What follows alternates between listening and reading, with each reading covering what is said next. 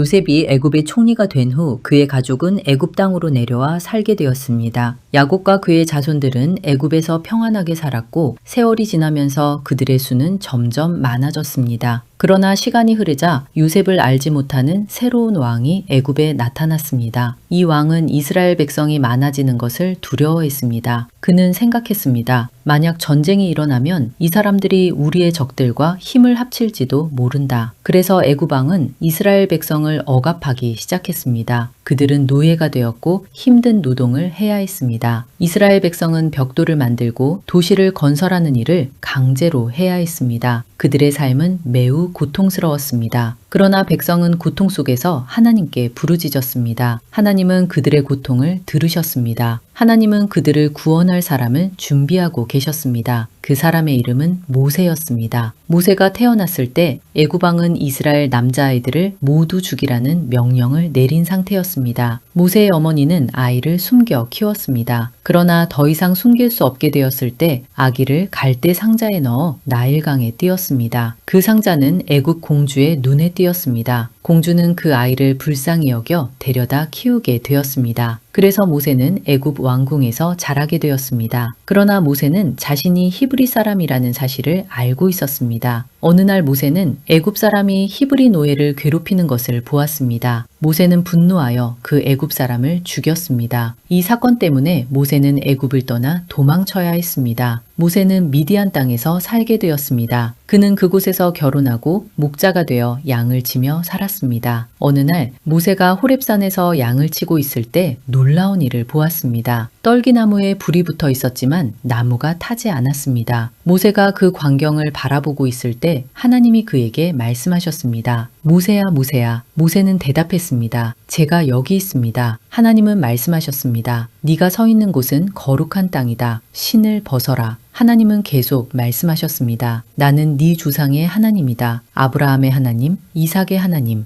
야곱의 하나님이다. 하나님은 이스라엘 백성의 고통을 보셨다고 말씀하셨습니다. 그리고 모세에게 명령하셨습니다. 이제 내가 너를 바로에게 보내겠다. 너는 내 백성을 애굽에서 이끌어내야 한다. 모세는 두려워했습니다. 그는 말했습니다. 제가 누구이기에 바로에게 가겠습니까? 그러나 하나님은 말씀하셨습니다. 내가 반드시 너와 함께하겠다. 모세는 결국 하나님의 부르심을 받아 애굽으로 돌아갔습니다. 모세는 형 아론과 함께 바로 앞에 섰습니다. 그리고 하나님의 말씀을 전했습니다. 이스라엘의 하나님이 말씀하신다. 내 백성을 보내라. 그들이 광야에서 나를 섬기게 하라. 그러나 바로는 거절했습니다. 그는 이스라엘 백성을 더욱 혹독하게 부렸습니다. 그러자 하나님은 애굽에 재앙을 내리기 시작하셨습니다. 첫 번째 재앙은 나일강이 피로 변하는 것이었습니다. 두 번째 재앙은 개구리였습니다. 세 번째 재앙은 이였습니다. 네 번째 재앙은 파리떼였습니다. 다섯 번째 재앙은 가축의 죽음이었습니다. 여섯 번째 재앙은 악성 종기였습니다. 일곱 번째 재앙은 우박이었습니다. 여덟 번째 재앙은 메뚜기였습니다. 아홉 번째 재앙은 어둠이었습니다. 그러나 바로의 마음은 완악했습니다. 마지막 열 번째 재앙이 내려졌습니다. 애굽의 모든 첫째 아들이 죽는 재앙이었습니다. 그러나 하나님은 이스라엘 백성에게 구원의 방법을 알려주셨습니다. 어린 양을 잡아 그 피를 문설주에 바르라고 말씀하셨습니다. 그 피가 있는 집은 죽음의 재앙이 지나가게 될 것이었습니다. 이 사건이 바로 유월절입니다. 그날 밤 애굽에는 큰 울음소리가 들렸습니다. 바로의 아들까지 죽었기 때문입니다. 마침내 바로는 이스라엘 백성을 보내주었습니다. 이스라엘 백성은 애굽을 떠났습니다. 수백 년 동안의 노예 생활이 끝났습니다. 그들은 광야로 향했습니다. 그러나 곧 위기가 찾아왔습니다. 앞에는 홍해가 있었고 뒤에서는 애굽 군대가 쫓아오고 있었습니다. 백성은 두려워했습니다. 그러나 하나님은 모세에게 말씀하셨습니다. 지팡이를 들어 바다 위로 내밀어라. 모세가 지팡이를 들자 바다가 갈라졌습니다. 이스라엘 백성은 마른 땅을 걸어 바다를 건넜습니다. 애국 군대가 뒤따라 들어왔을 때 바다는 다시 닫혔습니다. 이스라엘 백성은 구원을 경험했습니다. 그들은 하나님을 찬양했습니다. 그러나 광야 생활은 쉽지 않았습니다. 백성은 물이 없다고 불평했습니다. 음식이 없다고 불평했습니다. 그러나 하나님은 그들을 돌보셨습니다. 하늘에서 만나를 내려주셨습니다. 바위에서 물이 나오게 하셨습니다. 하나님은 그들을 시내산으로 인도하셨습니다. 시내산에서 하나님은 이스라엘 백성과 언약을 맺으셨습니다. 그리고 십계명을 주셨습니다. 너는 나 외에 다른 신을 두지 말라. 너를 위하여 우상을 만들지 말라. 하나님의 이름을 망령되이 부르지 말라. 안식일을 기억하여 거룩하게 지키라. 내 부모를 공경하라. 살인하지 말라. 간음하지 말라. 도둑질하지 말라. 거짓 증언하지 말라. 탐내지 말라. 이것은 하나님과 백성 사이의 언약이었습니다. 그러나 모세가 산 위에 있는 동안 백성은 금송아지를 만들어 우상 숭배를 했습니다. 모세는 크게 분노했습니다. 그러나 하나님은 여전히 백성을 인도하셨습니다. 하나님은 성막을 짓도록 명령하셨습니다. 성막은 하나님이 백성 가운데 거하시는 장소였습니다. 제사 제도도 주어졌습니다. 이를 통해 죄가 용서받을 수 있었습니다. 그러나 이스라엘 백성은 계속 불순종했습니다. 결국 하나님은 그 세대가 약속의 땅에 들어가지 못하게 하셨습니다. 그들은 광야에서 40년을 보내야 했습니다. 새로운 세대가 자라났습니다. 모세는 약속의 땅을 바라보았지만 그 땅에 들어가지는 못했습니다. 그의 사명이 끝나고 새로운 지도자가 등장했습니다. 그 사람의 이름은 여호수아였습니다.